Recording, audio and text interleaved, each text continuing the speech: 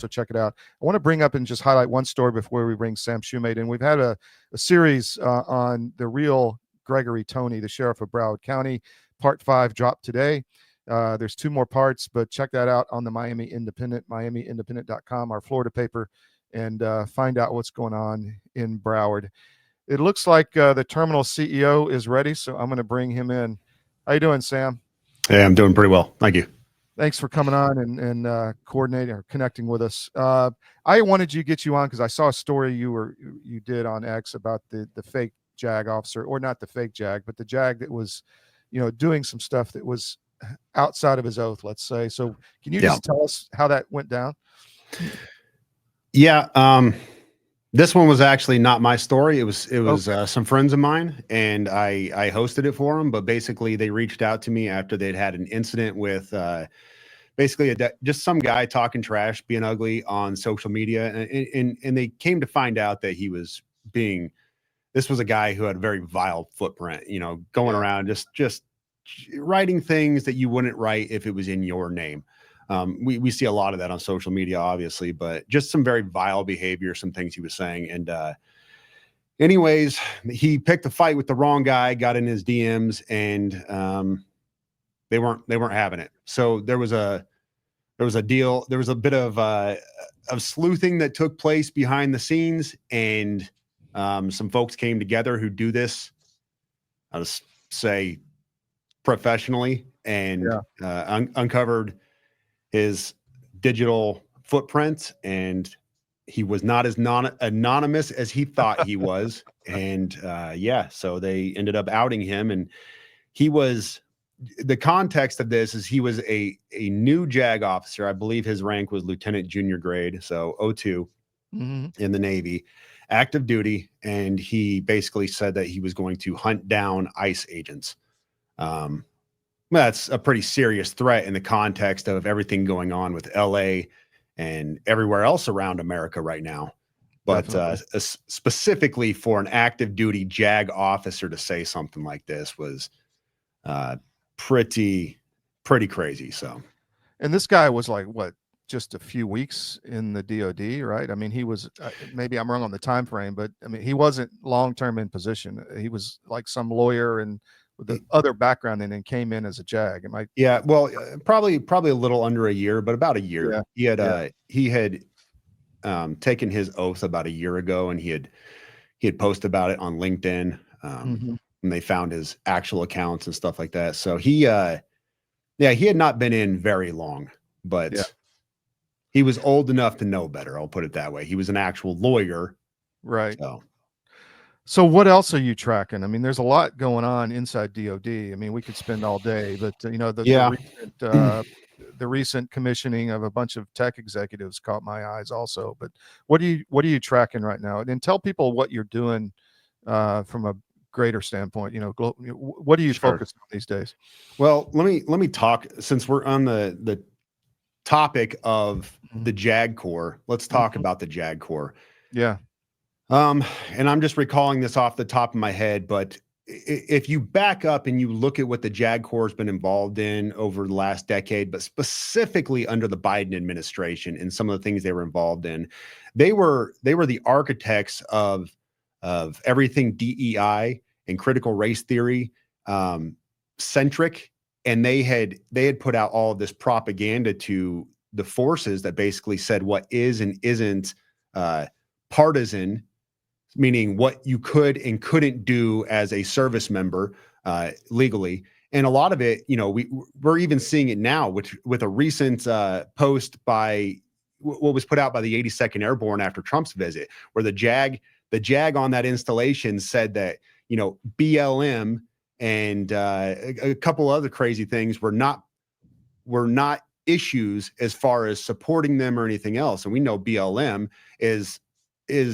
practically a terrorist organization. No, they're straight up Marxists. Yeah, they are Marxists, and they've been involved in some very, very bad behavior, some very violent behavior, along with Antifa and some other organizations. So the fact that the JAG is saying that, but this goes to a deeper issue, and I point this out all the time. These aren't onesies and twosies. This isn't the JAG Corps in isolated areas where maybe they have a bad senior JAG officer who's pushing their department in a certain way. I'm talking about the JAG Corps across the entire DoD and all branches involved in this bad behavior. Some of the things that we uncovered, for instance, were the prior to Trump taking off. Well, prior to his swearing in, there were these. I'm going to get the name wrong. I am going to get the name wrong. Is it affinity groups? I believe the name that they called them was affinity groups. But regardless, the point is they had these groups that were JAG sponsored in the Army, and they were based on your ethnicity or your sex or whether you were gay or not. And they had all of these groups that were sponsored. And like one groups of them was military members, is what you're saying, right? Yes, they were specifically made up of JAG officers, and they were seen as a career stepping stone, being involved in these groups towards the higher levels. And if you talk to so quite a few of my sources are, I will call them the good guys, the good JAG officers that are not communist trash, polluting the ranks, but you know, they are. They have kind of walked me through what I'm looking at as far as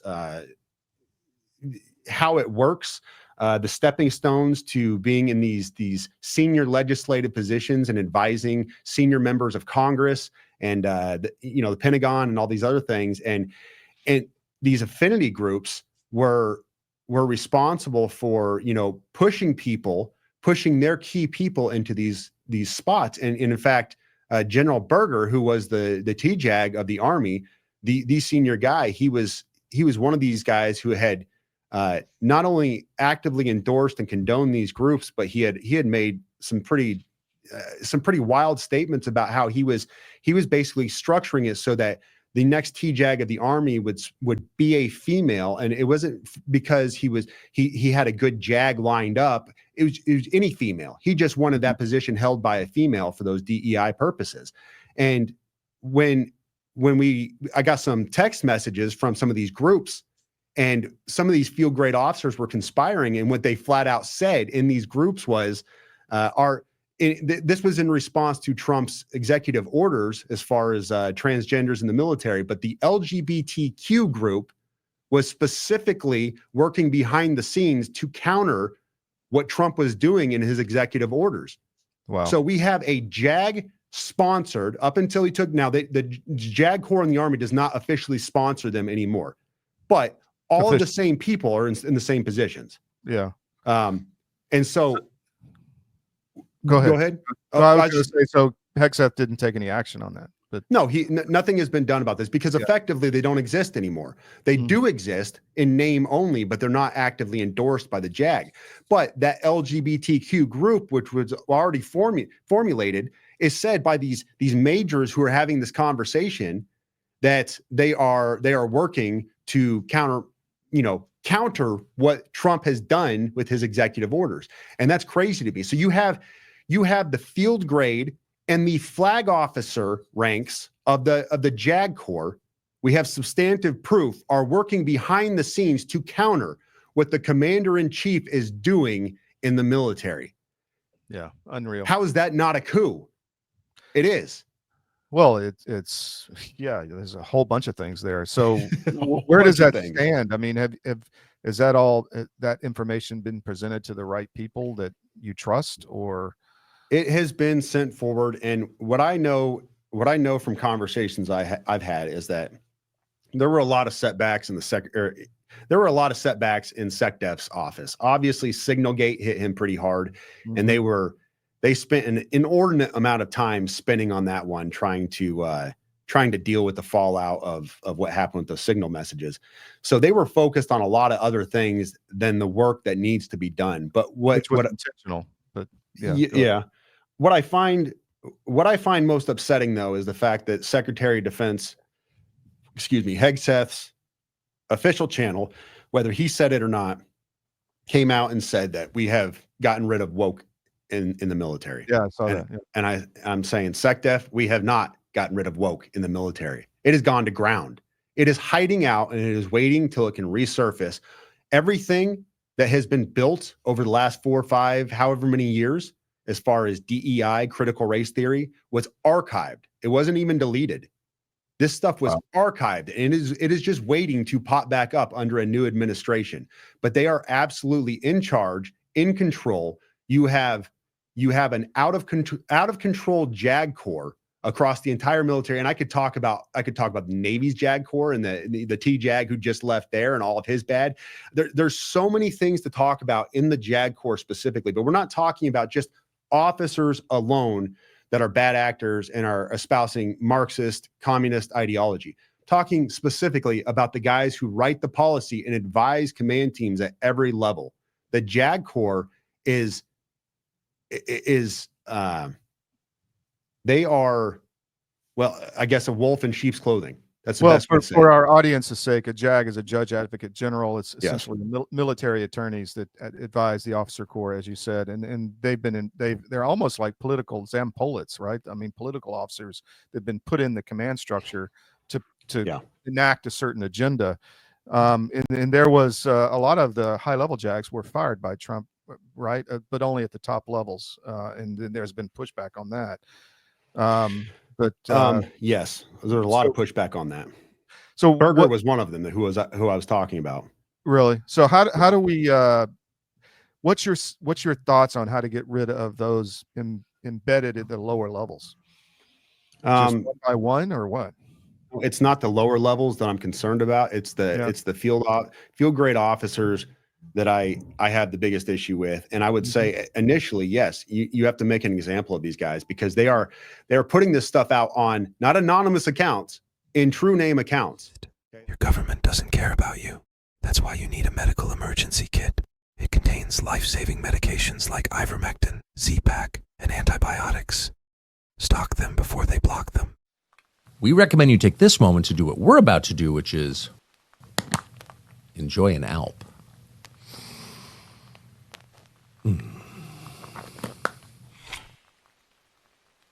Okay, wow. They are, some really wild stuff. You had a lieutenant colonel that wrote an entire post on how to circumvent the Hatch Act. And basically, if you are fighting back against a war crime apologist, which how many times have they called Trump or anybody in his cabinet war crime apologists for what's going on in Israel right now? This is very purposeful language that's being used, and basically it is not a violation of the Hatch Act if you are speaking out against war crime apologists. And so these are very intentional things that are being said. It's not junior officers or junior service members that are coming out and saying some crazy stuff. You're going to have that everywhere. You're going to have that across all forms of social media and whatever. You're going to get some nonsense wherever you go. But these are senior officers in key advisory positions within the legal field that are very craftily formulating what they're saying on social media, and then to their groups, their affinity groups, and these other organizations they work in, to teach them how to do things like malicious compliance, basically to obey the letter of the law, but do so in such a way that it brings heat and bad public image on the administration. We saw a lot of that initially after Trump came into office. So this is lawfare, right? I mean, this is lawfare. It's lawfare inside the DOD, whether you're talking about rules of engagement or whatever. You've got an attorney sitting there telling the commander what he can and can't do, or rewriting policy by changing the definition of certain terms, like you said. And these people are rising up to these senior legislative positions. I pointed them out on my social media the other day. One of these majors who is going into a very key critical position within Congress, and who will be advising on the UCMJ to members of Congress, and flat out stated that malicious compliance would be the modus operandi going forward. And these are in true names. This isn't anonymous posting. This is in their name. They become so emboldened that this is how they're operating. So that's the JAG Corps. Well, yeah, we want to keep. Maybe we'll have you back down the road to find out what's going on progress-wise on all this, because it's obviously something. We do a lot of exposure of some of the military problems. But what are you doing? I want to know more about what you're I guess, goal is in all this? I mean, you've got a lot of sources inside DoD, and you're essentially trying to expose a lot of this stuff. Is that what you're doing? I mean, once upon a time, I'd say myself and some other folks, yeah, we were really dialed in on that. Mm-hmm. Less so nowadays. I would say more so what I'm trying to do is bring a greater awareness to what's going on in the military as far as unlawful behavior, the things that I just described within the JAG Corps. I don't necessarily want to go after individuals and play whack-a-mole. What I want to happen is I want Americans who traditionally our social media use is very small. I think there's like 10 to 15% of America actually uses social media. Mm-hmm. So getting people dialed into this is difficult, because as we've become more disconnected as a military with mainstream society, they kind of just dismiss anything that happens in the DoD. And as long as everything looks pretty and polished on the outside, we'll just say we support the troops. And I'm saying you can't support the troops unless you know what's happening behind the curtain. It's not the troops who are doing this stuff. It is the Pentagon. And they are a threat to constitutional freedoms in your future and even time now of service members who are actively serving. We saw it with the unlawful implementation of the COVID mandate and how that was taken. I mean, we have laws in black and white codified. And this is what I want people to understand, is that the DoD violated these laws and there's been zero accountability. No one, not a single officer has been held accountable for violating any law anywhere, even though the DoD just came out and stated that the implementation was unlawful. We've had numerous judges who have stated it was unlawful as well. We have more material now than we've ever had. And then on top of that, you have service members that are experiencing these incredibly awful side effects of having taken the COVID vaccine. And a lot of them are heart-related issues, and it targeted, you know, the demographic of these 20 to 35-year-old males, which is the core of our military. Yeah, exactly. So I want Americans to understand that. And that's really any kind of work I do in this regard, is just trying to deliver that message to a more mainstream audience. It's no longer telling the military service members what's going on. It's telling Americans, this is what's happening in your military. Please wake up. Stop sending your sons and daughters off to be cannon fodder for an out of control, corrupt Pentagon who doesn't follow the law and who is tied in so deeply with the military industrial complex that we just perpetrate wars across the world now at whim so that we can sell more bombs and bullets. Stop just willy-nilly sending your folks off for that. Well, I completely agree. Let's talk about the elephant in the room. I've been pretty vocal about, I don't want America involved in this conflict in the Middle East at all. I mean, we can sell them weapons or whatever, but to me, that's the red line that Trump just can't cross. What say you? I 100% agree. I've taken a very, very hardline anti-war stance. I deployed 3 times myself, 2 times to Iraq, once to Afghanistan. I've spent 21 years in the Army. I was 100% that 18-year-old kid who was red, white, and blue. And I still am red, white, and blue. I don't want it to be mistaken. I still love my country. And for those people who say, well, I hate this country now because of what's happening, I'm saying, no, don't hate your country.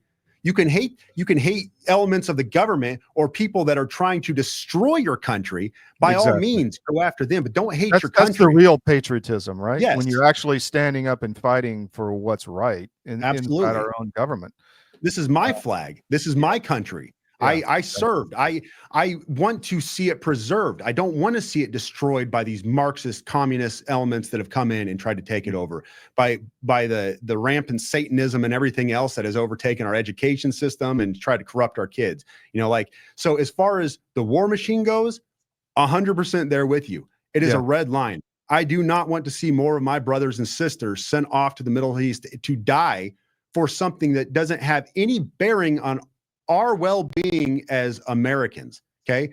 Our troops should be used first and foremost here at home to defend our borders, which were just overrun by the largest ground invasion we've ever seen in the history of mankind over the last 4 years. That is where our troops should be used first and foremost. And it was pushed by the same people who are pushing the wars, who are pushing the Correct. vaccine. It's all a piece. What do you think's going to, I mean, people may have a misunderstanding that, air power can be used. It's surgical, it's kind of antiseptic, but, people get shot down. There's blowback. There's attacks on embassies. I mean, there'll be multiple layer effects on this if we get involved militarily, in my opinion. What do you think? No, I agree. And here's what most people don't understand about combat. Everything in the military, everything, bar none, exists to support the infantrymen. The infantry is the last element Exactly. that has any effect on combat, because they actually have to go in and meet with other people, because that's what warfare is. It is man versus man at the end of the day. Face to They have face. to meet with other people and engage in that cleanup and that fight, and everything exists to support the infantry. So this idea that it will just be drones, or it will just be something from the air, we'll just shoot artillery at them or missiles or whatever else, it's very foolish and short-sighted. At some point, the infantry has to go in and close with and destroy an actual force on the ground. Something. We have to make a presence. And I'm really concerned about the naval assets. I wasn't a Navy guy. I was an Air Force, helicopter pilot. I worked for the Army, essentially for JSOC. But, I'm concerned about those ships over there within this Israel can't defend against these hypersonic missiles. I've I mean, seen that. they're lighting up Tel Aviv, Haifa, and that's going to be a U.S. carrier. I Right. mean, I'm not sure we can defend against this. So, to me, this is just incredibly foolish. So, how do we stop this? Just put pressure on the White House? What do you think? I don't know at this point. I don't have an answer. I would love to weigh in on a deeper level with some sort of geopolitical wisdom. I Yeah. simply don't have it. I don't know. Yeah. Yeah. I think oftentimes we hit these points where we're in uncharted territory, where you'll get a lot of armchair quarterbacks who jump in with their savvy world advice and how we should handle this. But at the end of the day, there are people that are advising Trump from a myriad of different vantage points, whether it's AIPAC and Israel First voices that are speaking to him, or it's from our military industrial complex and those Congress, which has been lobbied to the hilt by everybody in the defense industry, and who have very deep ties based on their stock portfolio to an interest to want to do something else. Okay, so let me back up really quick. When every time I see one of these things kick off, it's always fun to watch whose stocks went up and who recently purchased stocks within the last month. You watch it and you're like, I don't know if I should cry or laugh at this, because it's so sad that we're watching this in black and white. We're watching these congressmen who are, have the ear of different people and are speaking to these things and pushing for these things, and just watching their personal wealth and their personal checkbook just go up and up and up as this happens. So I don't know. There's so many people talking about it. I would say reach out to your congressman, but I can't actually. I don't believe that. I don't believe No, that. I was just curious. What else in DoD do you think people need to be aware of? I think you need to be aware of the messaging that goes on in DoD. One of the things that I'm very critical of, and I speak to a lot, is a phrase I coined, shadow policy. So shadow policy is, if you talk about a shadow government or anything else, it is that element that exists behind the curtain that is actually running something. So you have your legitimate, but then you have the thing that exists behind it. So shadow policy is a big thing in the Pentagon. It's a big thing in every federal agency. But basically, this is part of Americans getting involved with their military, with the DoD, and understanding what is happening, what is actually happening, not what that spokesperson is saying, not what that, that policy is. We have all these policies in place to protect the service member. We have the inspector general. We have, you can lawyer up, you can go to your chain of command, you can petition your congressman. And all I can tell you without another 10-minute speech is to say that these things don't work. At the end of the day, everything falls in front of a commander somewhere at some level. and they subjectively decide what is and isn't in the military. And so they'll come out and in these pretty speeches and say, no, this service member has, you know, we protected them and they have these rights and they have these avenues and recourses, and they don't.